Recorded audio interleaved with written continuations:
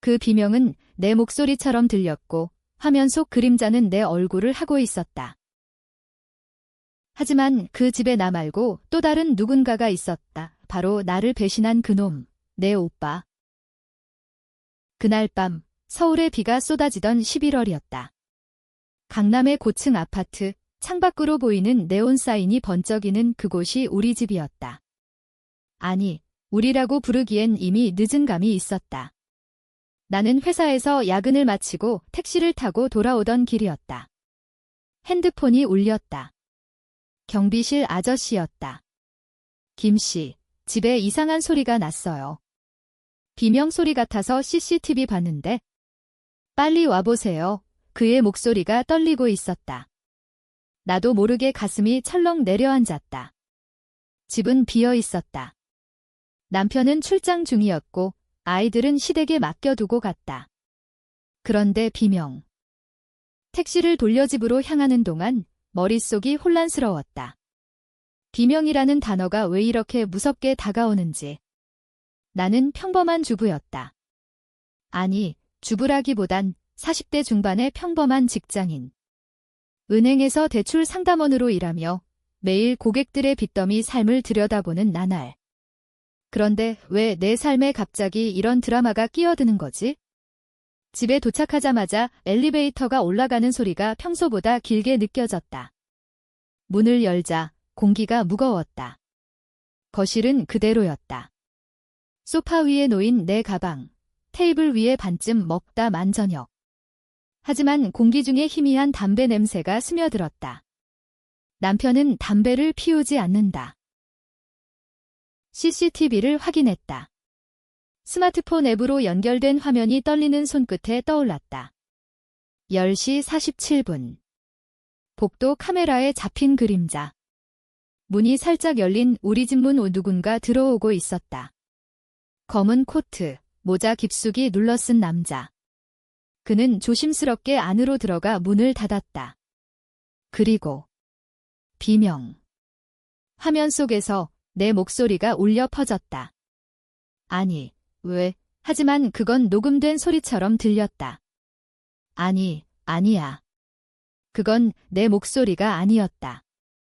비슷했지만 더 날카로웠다. 온몸에 소름이 돋았다. 이 집에 누가 들어왔고 왜 내 목소리로 비명을 지른 거지? 다음 날 아침 경찰에 신고했다. 하지만 증거가 없었다. CCTV는 그 남자의 얼굴을 제대로 잡지 못했다. 모자 때문에. 경비 아저씨는 그냥 술 취한 사람이 잘못 들어온 거 아닐까요? 라고 했다. 하지만 나는 알았다. 그건 우연이 아니었다. 그날 오후 회사로 가는 지하철에서 핸드폰에 메시지가 왔다. 익명의 번호. 오랜만이야, 누나. 아직도 그 비밀을 안 풀었어. 심장이 멎는 줄 알았다. 나를 그렇게 부르는 사람은 한 명뿐이었다. 내 오빠, 김민준. 민준이는 나보다 5살 아래였다. 어렸을 때부터 우리는 서로를 의지하며 자랐다. 부모님을 일찍 잃은 우리 남매는 할머니 손에서 컸다. 서울 변두리의 허름한 반지하 방에서 매일 배고픔과 싸우며. 나는 학교를 포기하고 아르바이트를 했고 민준이는 공부만 해서 서울대에 들어갔다. 그는 내 자랑이었다. 누나, 나중에 내가 다 갚을게. 내가 희생한 거 그랬다. 그런데 10년 전 민준이가 갑자기 사라졌다. 회사에서 횡령 혐의로 잡혀간 후 증거인멸로 도주했다. 나는 그날을 잊을 수 없다. 경찰서 앞에서 민준이가 수갑 찬 채 끌려갈 때 그는 나를 보며 말했다. 누나, 미안해. 이건 내 잘못이 아니야. 그 사건으로 나는 모든 걸 잃었다. 은행 대출을 대신 갚아야 했고 직장도 그만두고 재취업 준비를 했다. 하지만 더 끔찍한 건 민준이가 나를 대신해 죄를 뒤집었었다는 사실이었다. 아니, 정확히 말하면 그는 나를 보호하려고 그렇게 한 거였다. 횡령의 진짜 주인은 나의 상사, 이재훈이었다. 재훈 씨는 은행의 부행장으로 고객 돈을 빼돌려 주식에 투자했다. 민준이는 그걸 알게 됐고 증거를 모으다 재훈에게 발각됐다.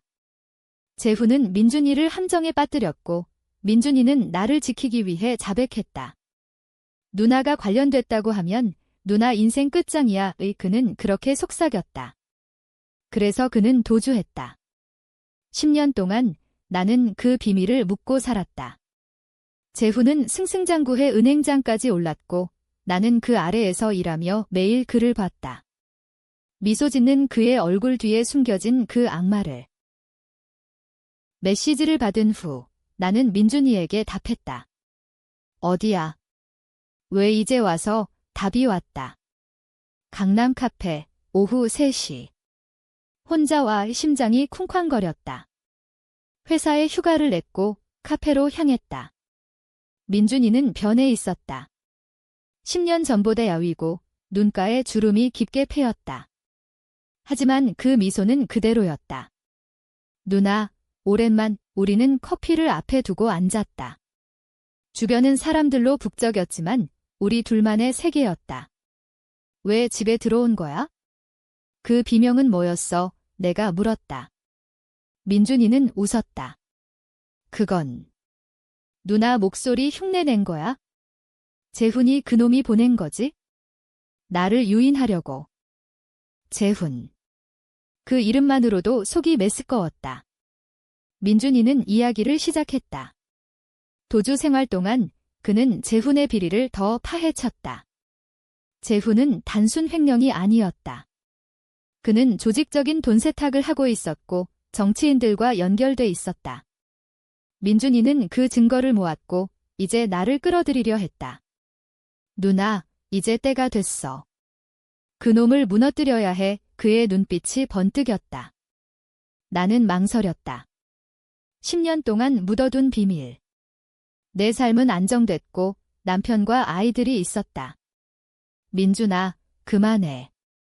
우리 그냥 살아. 하지만 민준이는 고개를 저었다. 누나가 그 죄를 대신 짊어진 거잖아. 나 때문에. 이제 내가 갚을 차례야. 그날부터 우리의 계획이 시작됐다. 민준이는 재훈의 약점을 쥐고 있었다. USB 하나의 모든 증거. 하지만 재훈은 교활했다. 그는 이미 민준이를 감시하고 있었다. 집에 침입한 그 남자는 재훈의 부하였다. 비명은 나를 자극하기 위한 쇼였다. 누나를 건드리지 마. 민준이가 말했다. 하지만 나는 느꼈다. 이 복수는 단순한 정의가 아니었다. 민준이의 눈에 스며든 증오. 그는 변했다. 10년의 도주가 그를 무두질렀다. 며칠 후 재훈이 회사에서 나를 불렀다. 김대리, 요즘 피곤해 보이네. 그의 미소가 역겹게 느껴졌다. 아니에요, 사장님. 나는 대답했다. 그는 서류를 내밀었다. 이 대출건 다시 봐줄래? 고객이 VIP야. 그 서류 속에 숨겨진 건 또 다른 횡령의 흔적이었다. 나는 알았다. 그는 나를 시험하고 있었다. 내가 민준이와 연락한 걸 눈치챈 거다. 퇴근 후 민준이에게 전화했다. 재훈이가 알아. 조심해. 하지만 민준이의 목소리는 차가웠다. 좋아. 이제 시작이야, 누나. 그 밤 다시 비가 왔다. 집으로 돌아오니 문이 살짝 열려 있었다. 심장이 터질 것 같았다. 안으로 들어가자 거실에 앉아있는 그림자. 재훈이었다. 김대리, 이야기 좀 하자. 그의 손에 쥔 건 내 가족 사진. 아이들의 학교 사진. 내 오빠가 돌아왔더군. 그 USB 나한테 넘겨. 안 그러면. 그는 사진을 구겼다. 나는 떨리는 목소리로 말했다. 왜 저를? 왜 민준이를? 재훈은 웃었다. 내 오빠가 먼저 건드렸어. 증거를 훔치려 했지? 하지만 그건 내 잘못이야. 내가 그날 나한테 눈길을 준 순간부터. 그 순간 모든 게 떠올랐다. 15년 전 은행 신입 시절. 재훈은 나를 유혹했다. 김씨, 잠깐 도와줄래? 그날 밤 술자리에서. 나는 거절했지만 그는 포기하지 않았다. 민준이가 그걸 알았고 재훈의 비리를 파헤치기 시작했다. 배신은 그때부터였다. 재훈은 민준이를 함정에 빠뜨렸고 나는 무지하게 그걸 지켜봤다. 당신이 모든 걸 망쳤어. 왜? 내가 소리쳤다. 재훈은 일어났다. 맞아. 그리고 이제 내 가족 차례야. 그는 문을 나서며 말했다. 내일까지 USB를 가져와. 아니면 비명소리가 현실이 될 거야. 나는 무너졌다. 바닥에 주저앉아 울었다. 민준이에게 전화했지만 연결되지 않았다. 그날 밤 나는 결심했다. 복수. 하지만 누굴 향한 복수일까? 재훈을. 아니면 민준이를? 아니, 나 자신을? 다음 날 아침, 눈을 뜨니 현실이 더 무거웠다. 거울 속 내 얼굴은 창백했다. 아이들이 학교에 가기 전에 나는 미소를 지었다. 엄마, 오늘 뭐 먹을까? 막내가 물었다. 내가 좋아하는 비빔밥. 나는 대답하며 속으로 울었다. 이 평범한 일상이 무너질 수 있다는 사실이 회사로 가는 길, 민준이에게 메시지를 보냈다. USB 어디야? 재훈이가 압박해. 답이 왔다. 누나, 오늘 밤 9시 한강공원. 와, 하지만 혼자. 한강공원은 겨울바람이 매서웠다. 불빛이 희미한 벤치에 민준이가 앉아 있었다. 그의 손에 USB. 이게 다야? 재훈의 돈 세탁 장부, 정치인 이름, 모든 게. 그는 USB를 내밀었다. 나는 받으려 손을 뻗었지만 민준이는 멈췄다. 누나, 이걸로 재훈을 무너뜨리면 나도 끝장이야. 도주자잖아. 그의 목소리에 갈등이 묻어났다. 그럼 왜? 왜 이제? 내가 물었다. 민준이는 한강을 바라봤다. 누나 때문에. 그리고 그 애 때문에. 그 애. 그 단어가 날카롭게 파고들었다. 10년 전 민준이가 사라지기 직전 그는 연인이 있었다. 은주라는 여자. 재훈의 비서를 했던. 은주는 민준이와 사랑에 빠졌고 재훈의 비리를 함께 파헤쳤다. 하지만 재훈은 은주를 이용했다. 그녀를 유혹해 정보를 빼냈고 민준이를 함정에 빠뜨렸다. 은주는 자살했다. 그 비명소리, 은주 목소리였어. 재훈이 그걸 녹음해서 나를 자극하려 한 거야. 민준이가 말했다. 나는 충격에 입을 다물지 못했다. 왜 나한테 말 안 했어? 누나가 더 아프니까. 이미 재훈 때문에 인생 망쳤잖아. 민준이의 말에 내 가슴이 찢어졌다. 나는 재훈을 증오했지만 민준이를 더 원망했다. 왜 나를 보호하려 했지? 왜 나 혼자 살게 했어? 우리는 USB를 복사했다. 나는 원본을 챙겼고 민준이는 백업을. 이제 어떻게 해? 내가 물었다. 민준이는 차갑게 웃었다. 직접. 재훈을 만나서. 거래. 그의 눈빛이 변했다. 그건 단순한 복수가 아니었다. 살이었다. 그날 밤 재훈에게 전화했다. USB 가져왔어요. 내일 회사에서. 재훈의 목소리가 만족스러웠다. 좋아, 김대리. 내 선택이 현명하네. 하지만 나는 계획을 세웠다. 회사 CCTV를 해킹해 녹화하고 민준이에게 알렸다. 다음 날 사장실. 재훈은 문을 잠그고 USB를 받았다. 이걸로 끝이야. 내 오빠 잡아넣고 너는 승진시켜줄게. 그는 웃었다. 나는 녹음을 켰다. 승진. 당신 같은 놈 밑에서 일할 바에 차라리 죽을래. 재훈의 얼굴이 굳었다. 뭐? 녹음. 문이 열리고 민준이가 들어왔다. 안녕, 재훈 씨, 오랜만. 카오스가 시작됐다. 민준이는 권총을 꺼냈다. 어디서 났는지 모를 총미게 내가 은주를 죽인 증거야. 재훈은 후퇴하며 웃었다. 은주. 그녀는 자살했어. 내가 그녀를 버린 거지. 민준이의 손이 떨렸다. 거짓말, 총성이 울렸다. 천장에 맞은 총알. 나는 소리쳤다. 민준아, 그만. 하지만 재훈은 반격했다. 김대리, 내 오빠가 미쳤어. 경찰 불러. 그의 손에 숨겨진 단검. 그는 민준이를 찌르려 했다. 나는 재훈 앞을 막았다. 하지마. 단검이 내 팔을 스쳤다. 피가 흘렀다. 민준이가 재훈을 제압했다. 이 새끼. 주먹이 날아갔다. 재훈의 코피가 터졌다.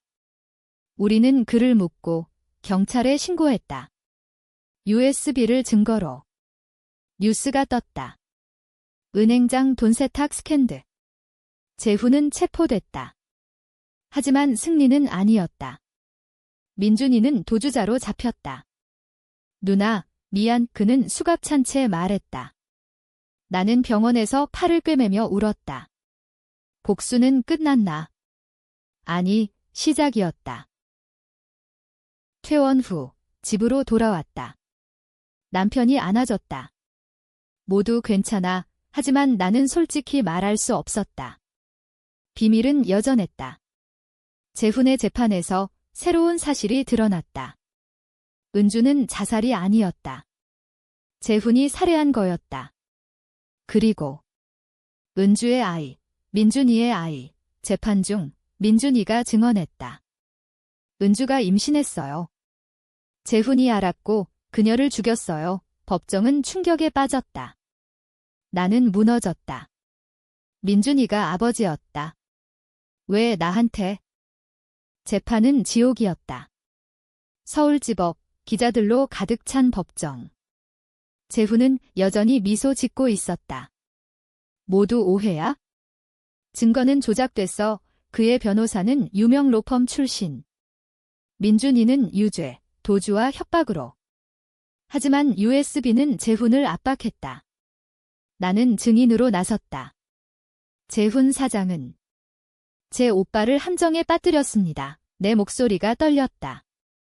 판사는 물었다. 구체적으로 나는 10년 전 일을 털어놨다. 횡령, 유혹, 배신. 법정의 웅성거림이 일었다. 민준이의 증언이 결정적이었다. 은주 씨는 제 연인이었습니다. 그녀는 재훈의 비서를 하며 비리를 알게 됐고 함께 증거를 모았어요. 하지만 재훈이 그녀를 강제로 그의 목소리가 갈라졌다. 그리고 임신 사실을 알게 된 후 사라지게 했어요. DNA 검사 결과 은주의 유골에서 독극물이 검출됐다. 살인이었다. 재훈의 얼굴이 창백해졌다. 증언은 거짓, 하지만 배심원들은 동요했다. 나는 민준이를 봤다. 그의 눈에 눈물이 고였다. 누나, 그 아이, 우리 가족이야.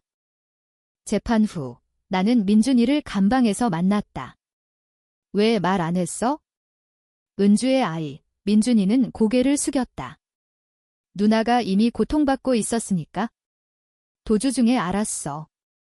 은주가 죽기 전에 편지로 편지 속 내용. 민준아, 우리 아이를 지켜줘. 재훈이 나를 죽일 거야. 나는 울었다. 너 때문에. 내가 모든 걸 잃었어. 민준이는 말했다. 누나, 그게 복수야. 재훈을 무너뜨린 게. 하지만 재판은 예상치 못한 방향으로. 재훈의 변호사가 폭로했다. 피고의 클라이언트는 피해자입니다. 김민준 씨가 먼저 돈을 훔쳤어요. 이 증거? 내 은행 기록. 10년 전 내가 재훈에게 넘긴 돈 오한이 그건 아니었다. 재훈이 나를 유혹할 때 강제로 서명하게 한 서류. 김대리, 이건 내 미래야. 그는 속삭였다. 그 돈은 내 이름으로 횡령됐다. 나는 죄가 됐다. 법정에서 나는 무너졌다. 그건 강제였어요. 하지만 증거가 부족했다. 민준이는 항소했다. 누나를 보호한 거예요. 제가 자백한 게 하지만 판결은 재훈 무죄, 민준이 중형. 아니, 기다려. 배심원 하나가 반발했다. 이건 부패예요. 언론이 들끓었다. 시위가 일어났다. 은행장 살인 음모. 나는 그 물결에 휩쓸렸다. 남편이 말했다. 이혼하자. 아이들 위해 그는 비밀을 알았다. 나는 고립됐다. 익명의 편지. 은주의 아이는 살아있어? 재훈이 숨겼어. 심장이 멎었다. 아이. 살아. 나는 조사했다. 은주의 사망 기록. 병원에서 유산으로 처리됐지만 실제로는 입양. 재훈의 지인, 부유한 가족에게. 나는 그 가족을 찾아갔다. 제주도 별장. 문을 두드리니 10살 소녀가 나왔다. 은주의 얼굴. 엄마, 그녀가 물었다. 아니, 그녀는 나를 봤다. 이모. 소녀의 이름, 할인. 재훈이 은주의 죽음을 이용해 아이를 빼앗았다. 은주가 죽자 아이를 키우라고 재훈의 지시. 할인의 입양 부모는 모르는 척 나는 할인을 안고 울었다. 내 아빠가. 민준이야. 하지만 할인은 말했다. 아빠는 재훈 아저씨예요. 매일 와서 동화 읽어줘. 충격. 재훈이 아이를 키웠다. 그의 딸로. 그건 또 다른 배신. 재훈은 은주를 죽였지만 아이를 사랑했다. 아니, 이용. 할인을 통해 민준이를 통제하려 한 거이. 나는 할인을 데리고 서울로 왔다. 민준이에게 알렸다. 감방에서 그는 무너졌다. 내 딸 살아 있었어? 할인을 데리고 온 후 삶이 엉망이 됐다. 아이는 나를 이모로 불렀지만 눈빛에 호기심이 가득했다. 이모, 아빠는 왜 감옥에 있어? 나는 대답할 수 없었다. 남편은 떠났고 아이들은 나를 피했다. 엄마, 이상한 애 데려왔어. 학교에서 왕따가 시작됐다. 나는 직장을 그만두고 할인과 살았다. 민준이의 변호를 위해 돈이 필요했다. 재훈은 석방됐지만 여전히 감시 중이었다. 그의 차가 우리 집 앞을 맴돌았다. 민준이의 재심 청구. 나는 증언했다. 재훈이 아이를 납치했어요. DNA 검사로 증명. 할인은 민준이의 딸. 법정은 다시 혼란. 재훈의 변호사는 입양은 합법이라고. 하지만 여론은 우리 편. KBS 특종. 죽은 연인의 아이. 은행장의 비밀. 재훈의 이미지가 추락했다. 그는 반격했다. 나에게 전화. 김씨, 그 아이 돌려줘. 안 그러면 내 가족 다 망쳐. 나는 웃었다. 이미 망쳤어요. 당신 때문에 그날 밤 할인이 사라졌다. 유괴. 편지, USB 원본 가져와. 아니면 아이 죽음, 재훈의 필체. 나는 민준이에게 알렸다. 감방에서 그는 소리쳤다. 누나, 가. 내가 해결할게. 하지만 어떻게?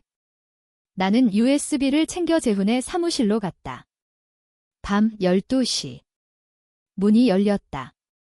재훈과 그의 부하들. 와줘서 고마워. 김대리, 할인이 묶여 있었다. 이모.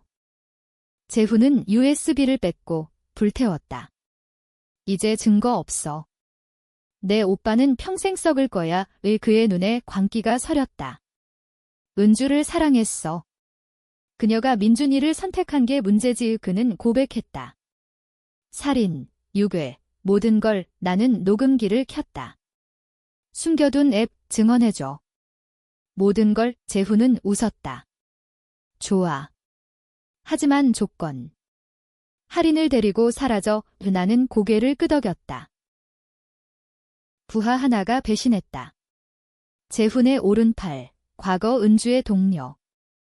이 새끼, 나도 이용했어. 그는 재훈을 제압했다. 경찰이 도착했다. 함정이었다.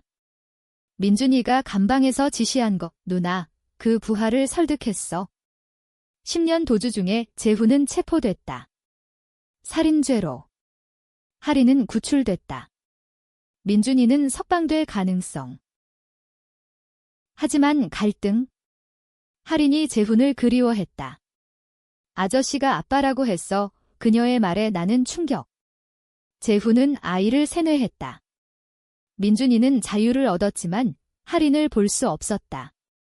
내 딸이 나를 싫어해. 그는 무너졌다. 나는 두 남자 사이에 끼었다. 재훈은 감옥에서 편지. 하린은 내 거야. 내 오빠는 괴물. 최종 재판. 재훈은 종신형. 민준이는 무죄.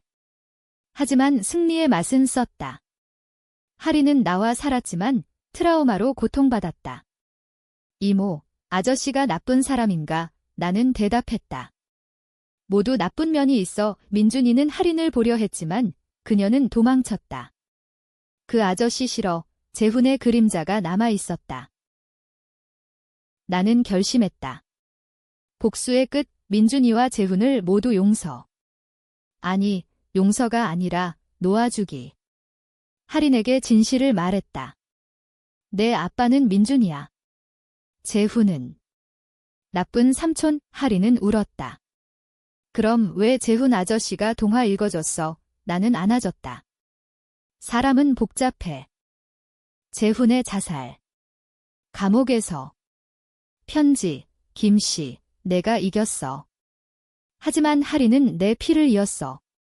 그녀 안에 나의 어둠이 이 그의 유언. 하린의 DNA에 재훈의 유전. 아니, 은주의 피. 하지만 상징. 복수는 끝나지 않았다. 하린의 미래의 그림자. 나는 서울을 떠났다. 제주로. 민준이와 하린과. 남편은 돌아왔다. 미안해. 평화로운 결말. 아니, 논쟁적. 민준이의 복수는 정의였나? 파괴였나? 재훈의 사랑은 진짜였나? 나는 여전히 묻는다. 배신의 비명은 내 안에서 울린다.